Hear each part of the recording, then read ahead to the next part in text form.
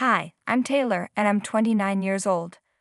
My life has been full of challenges, but I wouldn't trade those tough times for anything because they've made me who I am today. To tell my story, I need to start from the very beginning.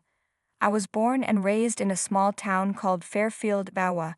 Growing up, it was just me and my mom. My dad struggled with alcoholism, and from what my mom told me, he couldn't handle life as an adult. I don't remember much about him because he left when I was only 3 years old, and he's never been part of my life since. After my dad left, my mom had a hard time coping. Occasionally, my grandparents helped us financially, which was a big relief.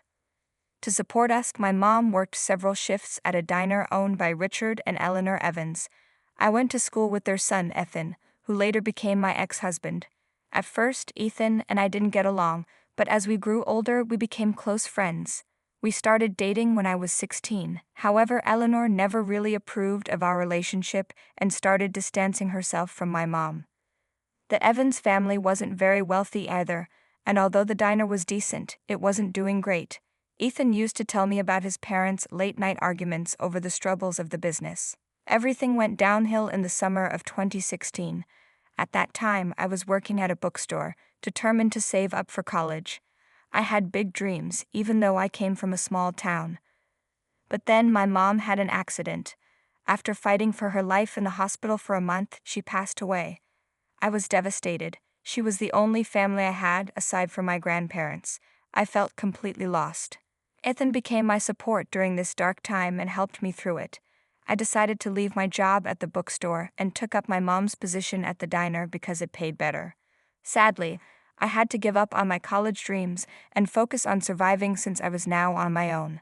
About 8 months after my mom passed away, while we were closing up the diner, Ethan surprised me with a marriage proposal. I said yes with all my heart. Our wedding was small and intimate, with only a few people. After we got married, I moved in with him and his parents. However, something felt off. Eleanor had always been concerned with wealth and status. I remember my mom telling me how Eleanor used to talk about wanting the diner to thrive and finding a wealthy, well-educated girl for Ethan. It was surprising that Ethan's parents, especially Eleanor, supported our marriage, but at that time, I was too caught up in my grief to think much about it. Even though Eleanor knew about our relationship, she subtly hinted that Ethan deserved to be with someone of higher status. One day, when the diner was busy, one of Ethan's friends visited. I was in the back doing inventory when I overheard Eleanor talking with Miles and his new wife, Sheila. When I came to the front to say hi, Eleanor quickly sent me away without properly introducing me. Later, Eleanor and I had an interesting conversation. "That was Miles," she said. "He recently got married, huh?" "Oh yes, he married Sheila," she continued. "She's an absolute gem, you know. Fantastic upbringing and all. Both her parents are top-notch doctors in Orlando. She's quite remarkable herself, practicing law. Really, a catch like her is what any man dreams of. Lucky guy, that Miles. I wish my Ethan had that kind of luck." "What do you mean?" I asked. "Well, you know how it is. Sometimes, I just wish Ethan had found someone who's more put together, like Sheila," Eleanor said. "It's funny how Ethan and Miles grew up liking the same things, and look at their wives now. Quite a contrast, huh?" "You know, Eleanor, it's not always about what society thinks. Ethan and I have a history together, and our love runs deep." "Sweetie, love is just a word sometimes," she replied. "You're young, and I get that you're in love. But my love for Ethan is unconditional, and I believe that's the most precious thing in life. If you claim to love him so much, don't you think he deserves someone even better?" When Eleanor looked at me, she said something that cut deep. "With your mom gone and your dad who disappeared who knows when, if it weren't for Ethan, could you even take care of yourself? What do you have to offer?" I know these words sting, but they're kind of true, don't you think? Eleanor's words hurt me deeply. I tried to brush it off, thinking she just needed time to accept me. But her comments stuck with me, and I couldn't shake the anger I felt. Deep down, I started to wonder if there was some truth in what she said. I was pretty insecure back then, which made her words hurt even more. As for me and Ethan, things weren't as good as they used to be. I started to question if he regretted marrying me. There was a growing distance between us, and at first, I blamed it on the struggles we were having with the diner. but there was definitely something changing between us. It had been over a year and a half since we got married, and during that time, Eleanor occasionally made hurtful remarks about my background. Despite her comments, I tried my best to stay calm and focus on strengthening my relationship with Ethan. However, over time, Eleanor's behavior started to change. Her comments became more frequent and more hurtful, and it was clear that something was wrong. She was acting unpredictably, and then one evening at the dinner table, something unexpected happened that changed my life in ways I could never have imagined. "How was your day, dear?" Eleanor asked. "It was all right," Ethan replied. "Actually, I've been wanting to announce something, Mom and Dad. I've been thinking about this for quite some time now. I think I'm going to invest some of my money in Taylor's education. It's always been her dream to go to college, and the diner isn't doing well anyway." The whole dining room went silent when Ethan said that. I was stunned. He hadn't even talked to me about it beforehand. The tension in the room was thick, and even Eleanor looked shocked. It was a sweet gesture, but I wished he had given me a heads up before dinner. "Jesus Christ, Ethan," Eleanor said, clearly upset. "Mom, please don't overreact," Ethan responded. "Richard, why aren't you saying anything? You can't seriously be considering this." Eleanor snapped. "Let's hear Ethan out, dear," Richard said calmly. "Ethan and I haven't discussed this," I added, trying to keep the peace. "Ethan, I think it might be a good idea if we talk about this one-on-one first." But before I could say anything else, Eleanor cut me off. "No, you stop. You don't get to have a say in this. We took your mother in at the diner out of pity after your alcoholic dad abandoned you. She was a single woman with an 8-year-old child and no one to help her. You and your mother were nothing more than a sympathy project. We generously offered her a place at our diner for so long, and now you've managed to worm your way into our house. My son deserved someone better than you, someone from a well-off family. He should be living a suburban life of luxury and sophistication, but instead, you're with him now, living under our roof, leeching off my son's success. Honey, please hear me out," Ethan pleaded as I started to get up from the table. "Don't leave." "I'm sorry, but I've had enough," I said, my voice shaking with emotion. After enduring Eleanor's brutal and painful remarks for so long, I couldn't hold back the tears any longer, despite trying to keep my composure. I excused myself from the dining table and practically ran into the kitchen to get some space. I hovered near the kitchen door, hoping to catch parts of the conversation going on at the table. Through the muffled voices, I heard Ethan's voice rise above the others. "Mom, can't you see what you're doing? I know Taylor isn't your first choice for me. Maybe it started as just a crush, or maybe I felt sorry for her, but she lost her mom and needed someone. Maybe I messed up and confused sympathy with love, but I just can't leave her. She has no one else. I'll admit, our romantic connection has faded, and I've drifted apart from that, but Taylor's in a tough spot.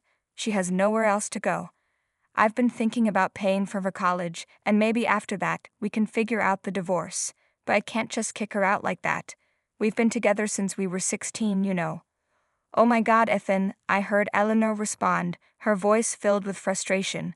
"I've seen this coming from the start. Taylor is nothing but trouble. You've let your emotions get the best of you. Pity isn't the foundation for a lasting relationship. You've grown, and it's time to think about your own future. Her problems shouldn't be your burden. You can't fix her life if it's going to ruin yours." I was completely floored by what I had just heard. Ethan had been with me out of pity. My heart shattered into a million pieces. Our whole marriage felt like a sham. At that moment, I knew what I had to do. I had to give him what he seemed to want, a divorce. I made a bold choice to follow my dreams, and it led me straight to Los Angeles. I figured I had nothing to lose. I rented a small one-room apartment, living on a basic mattress, and relied on my writing experience to find work. I aimed to get a job at a restaurant and start this new chapter in LA. After some hustling, I landed a job at a restaurant. I got into the rhythm of living paycheck to paycheck, but I didn't let that slow me down. In a few months, I got a promotion to work directly under the restaurant manager. Life started to improve. I wasn't just scraping by anymore. My hard work and skills were finally being recognized. I eventually moved into the world of high-end hotel management, working at places that catered to celebrities. As my career grew, so did my lifestyle. I traded my simple apartment for a luxurious house. After the heartbreak with Ethan, I had pretty much given up on love, but then Harry walked into my life. We met at my friend Alyssa's extravagant birthday party on a yacht. I was still getting used to all the fancy stuff rich people do. Harry had this magnetism about him, and he made me feel comfortable right away. He treated me with genuine respect and made me feel like I belonged in his world. It turns out he was a big deal in the LA finance scene, with a wealthy family and all that. I was blown away to find out that his dad, Mr. Johnson, was a billionaire. Fast forward to our wedding day, we tied the knot at a stunning vineyard in Los Angeles. Just last month, we celebrated our first anniversary, which felt like a big deal. I'd be lying if I said I didn't think about Ethan and his family during all this time. While I was out here hustling to make a name for myself, Eleanor's words haunted me. I had this constant urge to prove to her that I could be successful on my own terms, and that it was her son who had let me down. Life indeed surprises us in countless ways, and it certainly surprised me last weekend when my father-in-law hosted a party at their sprawling mansion in Bel Air. While I was mingling, my eyes locked onto someone across the room, and my heart started racing. There, serving food, was an elderly woman who looked just like Eleanor.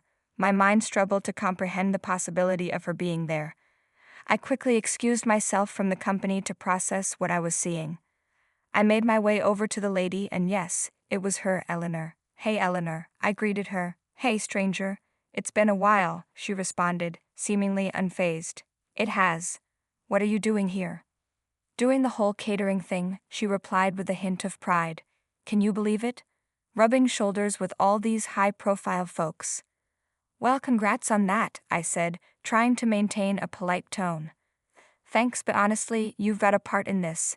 We might not have come this far if we were still dealing with some holdbacks." Pretty bold statement. I've always wanted what's best for the family. Sure thing. We shut down the old diner and leaped into the catering world. Ethan came up with the idea, and surprise, it's turning out to be pretty profitable. Now we're crisscrossing the state, catering to all sorts of events and fancy clients. We were in Glendale a few nights ago when Mr. Johnson asked us to cater for his party. You know, I never wished you any ill will, so I genuinely hope you're doing well. How's Ethan? Better than he used to be. Oh, and here's the kicker. Ethan has moved on with his love life and snagged himself a new girlfriend. Usually he accompanies me on these trips, but this time he's off to Hawaii with her. She's a real delight to have around, gorgeous like a living doll. She just seems perfect for my kid. Good for him, I replied, my voice calm. By the way, Eleanor, what are you doing here? Who called you here? I'm sorry, but you're too poor to be here. You haven't changed at all, have you? Forget about me, look at you, still trying to get your way around the rich. Old habits die hard, sweetheart. He'll always be that girl from Fairfield, the one with nothing to offer. I'm here because I belong here, just like anyone else. No one called me. I came here with Harry, my husband, and also Mr. Johnson's son. Eleanor's face displayed a look of shock, but she quickly composed herself, maintaining her usual mean demeanor. Don't think he'll stick around forever. People like you never stay for long. Eventually he'll see that he deserves someone better, someone from his world. Harry is just Maeve. You have no idea how far I've come. I have a name in the hotel industry now, and never mind, you know that your wealth doesn't define you, just as my past doesn't define me. I've worked hard to build a life for myself, and I'm proud of where I stand today. Well, aren't you full of yourself, she sneered. You may have managed to climb the ladder, but you'll never truly fit in with people like us. You'll always be an outsider. You know, I used to think that way too. I responded, my voice steady, but I've learned that truly belonging doesn't come from material possessions or social status. You've certainly grown bold, haven't you? Well, we'll see how long that lasts. I've seen it all before. It's good that Ethan got rid of you. If you want to delude yourself, go ahead, but don't expect me to change my mind about you. I was all set to deal with Eleanor and show her I meant business, but suddenly the sound of a spoon hitting a glass stole the spotlight. Ladies and gentlemen, if I may have your attention, please. Tonight I stand before you with a lot of pride and joy in my heart. It is a momentous occasion as I pass on the torch of responsibility to the next generation. My son, Harry. I gave Harry a quick look, and our eyes connected for a second. I smiled at him, and I'm proud of you smile. His dad was just handing him an entire business, making it his day to remember. It was his special day, and I was determined not to let anyone from my past mess with the great thing I had going on at the moment. Taylor, my dear daughter-in-law, you have shown us the true meaning of strength and resilience. From the very moment I met Taylor, I was captivated by her tenacity, dedication, and unwavering commitment to her dreams. Her journey from a small town to the chaotic city of Los Angeles has impressed me. She is a remarkable young woman who has not only touched my son's heart, but also brought a lot of joy into our lives. Tonight we celebrate not just the passing of the torch to my son Harry, but also the recognition of Taylor's extraordinary talent and potential. It is with absolute delight that I announce that Taylor will be taking charge alongside Harry as a key leader in our business. It was totally my I made it moment to have Mr. Johnson, the big shot behind this business, acknowledge me and hand over this huge responsibility. I can't even put into words how much that meant.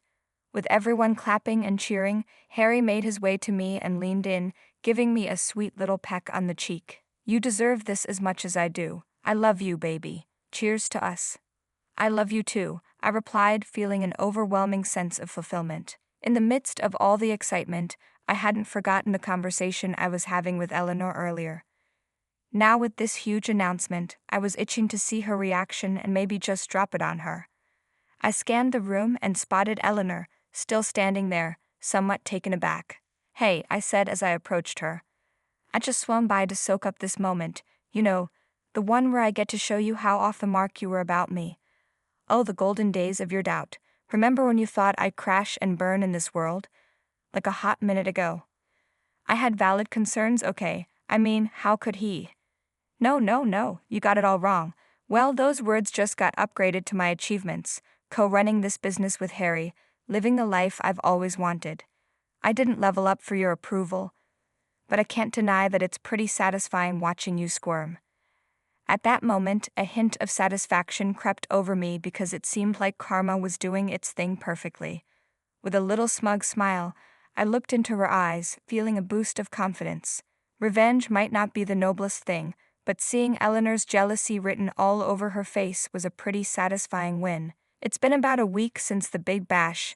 I'm pretty sure Ethan's back from his vacation by now. Eleanor must have filled him in on the whole deal too. The feeling of proving myself to those who once doubted me, I can't even put it into words. It's a reminder that you never know what someone's really made of, and that even the biggest skeptics can be proven wrong. With Harry right there beside me, we're juggling not just one but two businesses, living life to the fullest, rich in every sense of the word.